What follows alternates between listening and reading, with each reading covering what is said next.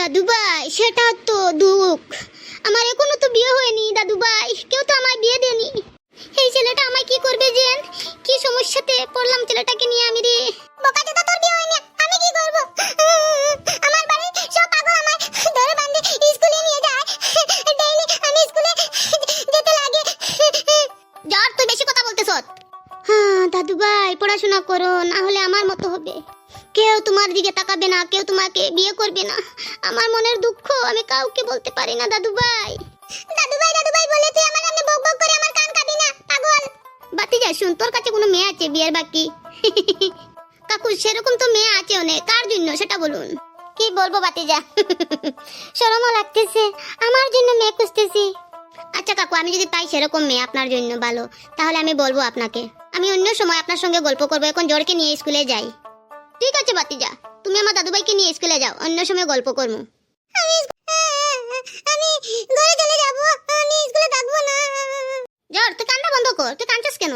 জোর তুই কান্না বন্ধ কর, তুই কান্দি না, আমরা তো আসি স্কুলে। দাম্বু তোরা স্কুলে আস, তোরা কান্দুস না, আমি কেন তো কান্দি রে? আমার ভালো লাগে না কেন স্কুল।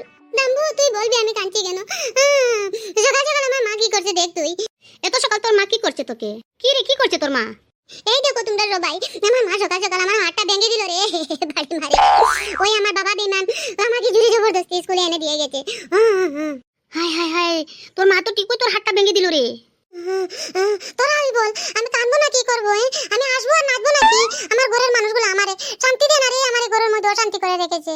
জ্বর তুই কান্দি না, আমরা আছি। তোর ঘরের মানুষ তোর সঙ্গে বেমানি করলে কি হয়? আমরা তো বন্ধু তোর সঙ্গে আছি নানি। আমি কোন জন্মে কি পাপ করেছি রে? এই জন্মে আমি যেন এইরকম মা বাপ পেয়েছি, আমার কি হবে রে? আমার কপালে কি আছে রে? এইরকম মা বাপ আমার দুশ্মনেও যেন না পায় রে। ঝড় তুই কান্দি না, তোর কান্দা দেখি রে আমার মনটা যেমন কেমন কেমন করছে। স্কুল তো ছুটি হয়ে গেছে, বিকালে দেখা হবে। ঠিক আছে বিকালে দেখা করবো। হাতের পিঠে দুটি পা, গোড়ার পায়ে দুটি হাত, মুরগি বাচ্চা দে, হাতের ডিম দে। কি সুন্দর আমার ছেলে পড়তেছে, ও তো ভালো। পড়ো পড়ো। কাকু দেখছো আমার ছেলে কি সুন্দর পড়ছে। আমরা তো পড়াশোনা করি না, তার জন্য আমার ছেলেকে আমি পড়াশোনা শিখিয়েছি। হ্যাঁ বাতিজা, আমার দাদু ভাই কি সুন্দর পড়তেছে, আমিও তো শুনতেছি। হ্যাঁ কাকু, আমি আজকে কাজ থেকে তাড়াতাড়ি এসে গেছি ঘরে, আমার ছেলে পড়বো, আমি শুনবো।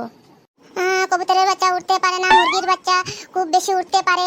তার মা বলে হে পড়ে না আমার ছেলে। আজকে তো আমি দেখছি আমার ছেলে পড়তেছে। হ্যাঁ রে বাতিজা, আমিও তো দেখছি আমার দাদু ভাই পড়তেছে, আমিও শুনবো কি পড়ে আমার দাদু ভাই। বইয়ের মধ্যে কি লেখা আছে এমন আমার দাদু ভাই পড়তে পারে না? বাইক চলে প্যান্ডেল দিয়ে, সাইকেল চলে তেল দিয়ে, আমাদের এখানে রাস্তাঘাট খুব বেশি ভালো।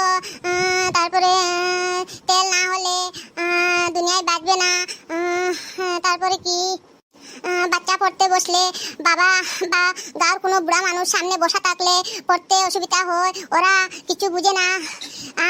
তারপর কিছু বুড়া মানুষ আছে মানুষের ঘরে যায় আর বাচ্চাদেরকে কুদাম দে, বোঝা যায় তাদের বাচ্চা।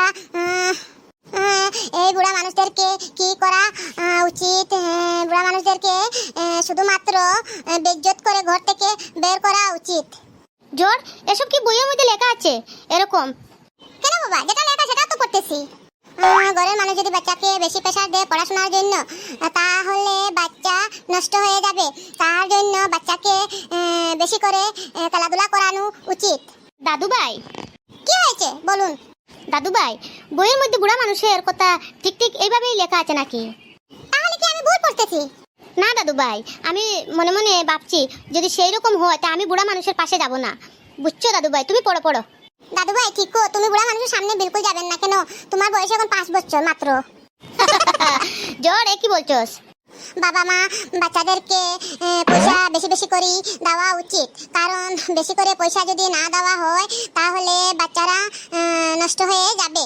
যদি বাচ্চারা ভালো মানুষ হতে হয় তাহলে ঘরের বাবা বাচ্চাদেরকে বেশি করে পয়সা দেওয়া উচিত। আজ থেকে আমার ছেলেকে আমি বেশি করে টাকা দিব। বাচ্চারা বেশি পড়াশোনা করলে বাচ্চাদের ক্ষতি হয়। বাবা জোর বল, কি ক্ষতি হয়? বলতেছি।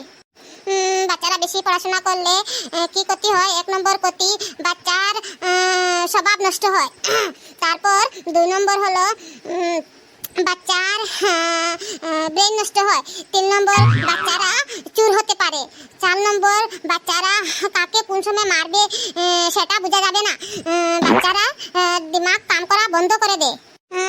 এর জন্য বাচ্চারা 5 মিনিট মিনিট পর্যন্ত পড়তে পারে, তার থেকে বেশি 10 মিনিট, এর থেকে বেশি বাচ্চারা পড়াশোনা করলে বাচ্চারা নষ্ট হয়ে যাবে। বাবা তুই অনেক সময় থেকে পড়তে আসস, তুই বইটা রাখ, একটু খেলাধুলা কর। ঠিক আছে বাবা।